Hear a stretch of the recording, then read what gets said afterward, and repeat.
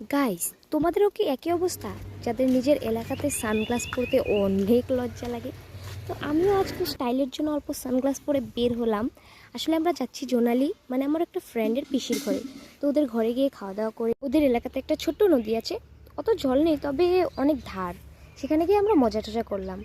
আসলে এই গরমের মধ্যে না এত গরম লাগছিল, কিন্তু নদীতে নেমে এত শান্তি লাগছিল, তোমাদের কি বলবো। কিন্তু এই মজার মধ্যে না আমারই মজা বের হয়ে যেত হতো।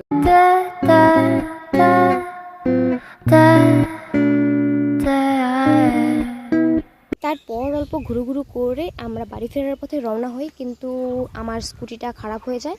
তো আবার স্কুটিটা স্টার্ট দিয়ে আমরা বাড়ি ফিরে যাই। তো গাইস, আজকের ব্লগটা এই অবধি ছিল। আশা করি তোমাদের ভালো লাগলো। তো আশা করি নেক্সট ব্লগের জন্য তোমরা অপেক্ষা করে থাকবে। আর প্লিজ আমাকে like, comment, share and subscribe করে দেবে। Bye bye.